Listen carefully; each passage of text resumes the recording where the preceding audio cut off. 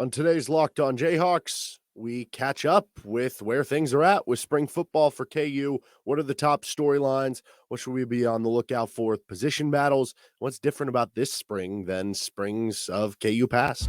You are Locked On Jayhawks, your daily podcast on the Kansas Jayhawks, part of the Locked On Podcast Network, your team every day.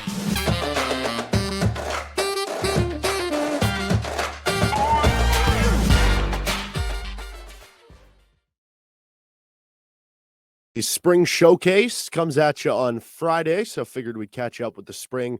We'll have tomorrow's episode talking about what to look for or expect in that spring showcase. But today we're catching you up on the KU football spring action that you might have missed while you've been paying attention to KU basketball in the NCAA tournament, the KU women's team winning the WNIT. What have you missed? So let's talk about it on this episode of Locked On Jayhawks. You can also hear me, Derek Johnson, should probably mention that, on Rock Chalk Sports Talk Monday through Friday, 3 to 6 p.m. on KLWN in Lawrence. Thanks for making Locked On Jayhawks your first listen every day. We are free and available wherever you get any of your podcasts. You can also find us on YouTube and subscribe to the show. And on today's edition of the show, we are catching you up on KU football, their spring game action to this point in time. So let's start here. What have been the top storylines so far of spring football for KU? I think number one is just the QB love. Just in general, you have Jalon Daniels coming back into action, who is seen as one of the top quarterbacks in the conference and in the country, returning to college football next season. And with the way his season went, where he was injured toward the end of the season, came back at the end of the year, then plays amazing in the bowl game. Now he has that extra time off in between to get even healthier. What does he look like? Does he have, that Jalen zip back on those passes? And yes, the answer seems to be yes through spring ball, that he's looked really good. But this spring has also been about him building up and trying to become more, injury free for the future and trying to be more. I think the term that was used by Matt Gildersleeve, the strength and conditioning coach, was for him to be bulletproof. And so that's what they're trying to do it out of him. But it's the QB love, and anybody you talk to talks about how good he looks and everything, as you would imagine, coming back for another year after he was a Heisman candidate through the first 5 or 6 weeks of the season. But it's the QB love overall, because it's not just Jalon having him back, it's Brayson Bean back, and what he is doing for this team is having that veteran backup still in there. And then beyond that, even Ethan Vasco. We've heard a lot from different coaches, from different players, about the potential in the future that Ethan Vasco could do, and that he's taken some nice steps moving forward. And I think the staff was high on him to begin with last year. We obviously didn't really get to see much on the field. We saw that brief drive against Texas Tech where it's hard to take away much from, because, the stats looked okay, but I thought he looked fine going out there, but he was thrown in the fire as a young freshman. I expect him to be a dude for KU in a few years whenever the quarterback position does open up for him to start, possibly. I don't know, maybe Jalon goes pro after this year. Maybe it's 2 more years to Jalon Daniels. Who knows? But he seems to be getting a lot of love and hype. That is kind of the trendy thing to do with backup quarterbacks sometimes, as we know. But I'm kind of thinking that it's real that you could expect him to be a solid QB for you in a couple of years. I think everything about the defensive line is a top storyline for spring ball right now. You lost a ton to that defensive line. A lot of seniors graduated from the interior of it. Then on the outside, you lose your best player on the defensive line and maybe your best player in the entire defense with Lonnie Phelps to the NFL draft. How are you going to replace those guys? That comes in 2 waves. 1, the additions you made via the transfer portal. 2, the internal growth of guys already on the roster. So on the interior of the defensive line, guys like Tommy Dunn and DJ Withers, we keep hearing their names, guys that have progressed, guys that have taken steps forward. After last year, they showed some flashes and potential as backups, whether they rotated in or just in the practice realm of things. And this year, that especially with like Tommy Dunn, has maybe taken that next step forward. That's very important from both a individual, this team perspective, as well as a macro program perspective. Because in the macro, for you to be a successful program, you're going to consistently lose good players year in and year out. You're not going to keep your good players for all, 8 seasons of a given stint of time. You have to be able to develop your internal guys. And even though sometimes it's the unknown of, well, what is that guy going to give us next year? We haven't really seen him much. You have to be able to develop those players into future starters, into future role players for you. And it seems like that direction is happening with Tommy Dunn and DJ Withers. You have some other guys who decided to, maybe like redshirt for an extra season to come back this year. The returning guys trying to take another step forward, like Hayden Hatcher. We've heard some good things about him at the defensive end spot. Maybe part of it has been he's getting more reps because of some injuries to some other defensive ends out there, like Patrick Joyner, but that he maybe is trying to take another step forward from the guy that he has been. So some of that internal improvement mixed with the transfers you brought on, obviously a lot of them to give you more bodies there. Devin Phillips is as wide of a body as you can imagine, perfect for stuffing the run, but he's a heck of an athlete as a defensive tackle as well. The two Minnesota transfers that you bring in on the defensive line are both guys that seem to have very high ceilings and are very athletic players on the defensive line. So everything about the defensive line, and that's not even mentioning all the returners and all the players they brought in via the transfer portal, I think certainly is a huge storyline, both because I think there is a lot of potential there. I think the ceiling of this defensive line, like, yes, I don't know that there's a Lonnie Phelps out there. Maybe Jeremy Robinson will take that next step and be that guy, because we certainly did see some real good flashes from Jeremy Robinson, and I am bullish that he is going to have a really good season. But maybe there's not somebody who is the Lonnie Phelps type. But I think overall, the overall unit, the overall four starters, the overall two deep, however far you want to go, has a higher ceiling. Doesn't mean you're going to get to that ceiling, but has a higher ceiling than last year's team on the defensive line. And I think there is possibly maybe some more overall talent and athleticism on the defensive line. But again, that doesn't mean you're going to get there. If you can, you should be in better shape than you were last year. But clearly it's a unit that needs to get better than they were last year because the defense struggled so much, and that was a part of it. Another top storyline, I think, has been the running back injuries to this point. The running back room, when healthy, looks really, really good for KU. Devin Neal, we know, is a guy who can, shoulder a big load and be 1,000-yard rusher in the Big 12. We know Daniel Highshaw, when healthy, is a really freak talent. I mean, ultimate power runner. There was that clip going around recently from him, just like, I think it was from Mike Renner, who pulled it up and was, doing some work on KU and for the draft, and just happened to see Daniel Highshaw like just annihilating guys as a pass blocker. The play he had against Duke as a receiver, where it was a little dump off and you just, 60 yards after the catch or whatever it was with the spin move. He's obviously an incredible talent. You bring on Dylan McDuffie from Buffalo and Georgia Tech, who can add a little bit more. And obviously you bring back Savion Morrison as well, the former 4-star transfer from Nebraska. So like it's a really talented, really good running back room. You're also going to add on like Johnny Thompson coming up here with some of the freshman class. So it would be a really good running back room. But so far in the spring, you've had to deal with a lot of injuries. Devin Neal has been kind of nicked up. Daniel Highshaw is still working back. Like, we've seen him full participant some days, other days hasn't been the case, which I think that's more of just they're trying to kind of ease him back into certain things that he can and can't do. With Savion Morrison, he's had to deal with some injury stuff. So sometimes like Dylan McDuffie has been like the lone scholarship running back. And yeah, you are going to add like Johnny Thompson, like I said, for the fall team. He's not here right now. But that certainly is a bit of a worry, because last year you did see the negatives of some of those running back injuries toward the end of the season, which it was a really good running back room last year when healthy. And we thought it was deep because usually, 3-4 running backs is going to be deep enough to get you through the season. But by the end of the year, we were seeing Torrey Lachlan, who, Torrey Lachlan's a very helpful player for this team, but he's getting meaningful snaps in the Kansas State game. And I think it's just very interesting to see what KU would do if all those injuries happen again. Do we see Jason Bean at running back a little bit more, right? Do we see more Torrey Lachlan? I don't know.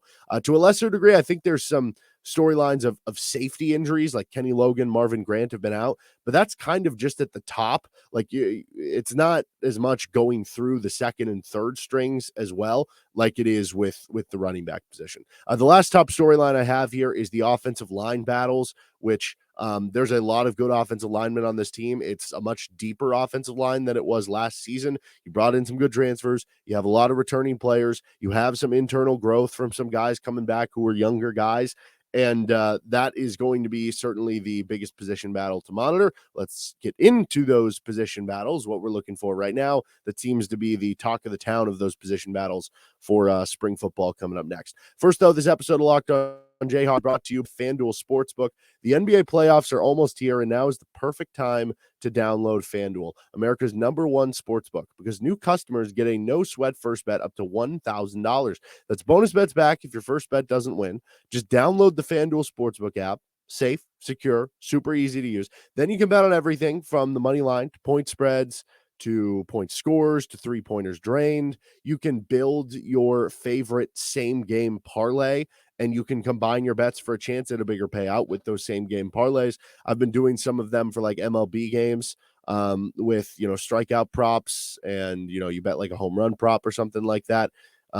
You can do the same with FanDuel. So don't miss the chance to get your no sweat first bet up to $1,000 in bonus bets when you go to FanDuel.com/lockedon. That's FanDuel.com/lockedon to learn more. Bet on the Masters too. Get a little Gary Woodland action. I got him at, I think it was plus 240 on FanDuel just to finish top 30. So you can join that with me. Make every moment more with FanDuel, an official sports betting partner of the NBA. Position battles that seem to be happening right now in spring ball. Obviously, quarterback, not really a position battle, right?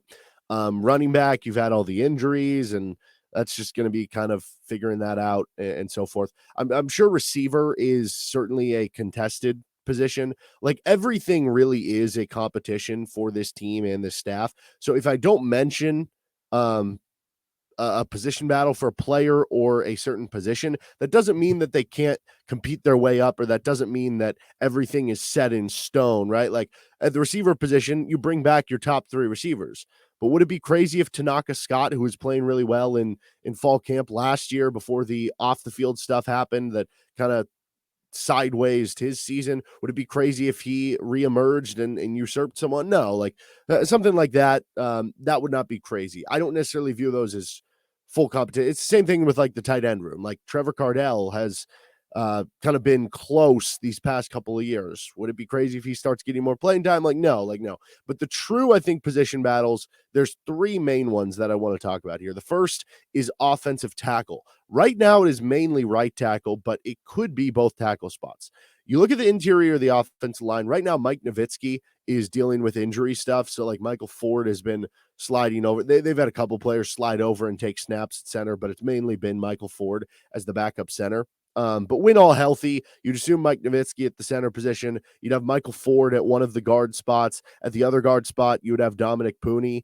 Ford can kind of play all over for you. You could even bring in Spencer Lavelle at one of those guard spots, whether there's an injury or if he beats out one of the guys. Obviously, Armajé Reed Adams as a backup guard, like he's kind of an experienced backup guard for you that can come in as well. So you feel stable about that interior. I think you feel good about some of the tackles as well. I just don't know that it's totally set in stone for when the season starts. Now, as of right now, it would most likely, you would have the left tackle spot be Bryce Cabledew, who's been your right tackle for the past couple of years, and he would slide over to left tackle. And then at right tackle, you have the competition between 2 of the transfers, one of whom who came in at the end of like fall camp last year, and the other who signed up for Kansas or committed to Kansas, I guess would be the way of putting it, about halfway through the season. You have Kobe Baynes and Logan Brown.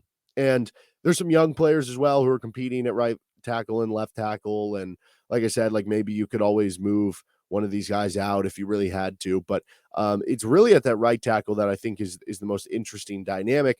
Of those 2 guys, Baynes, someone who transferred over from Louisville, clearly a talented player. He continued to impress as the season went on. And toward the end of the year, he started getting some snaps in games, and I think impressed in those limited snaps. So he's someone I'm excited for what he can do. But it's tough because Logan Brown comes in. He is the highest graded transfer you've had. He's tied with, I think, JB Brown and Lonnie Phelps from last year, since like 24/7 Sports has been grading those transfer portal entries. He's a former 5-star recruit, had really good numbers in his time at Wisconsin, to where you'd expect him to be one of the dudes. Like, you don't see guys at Kansas that are built like that too often.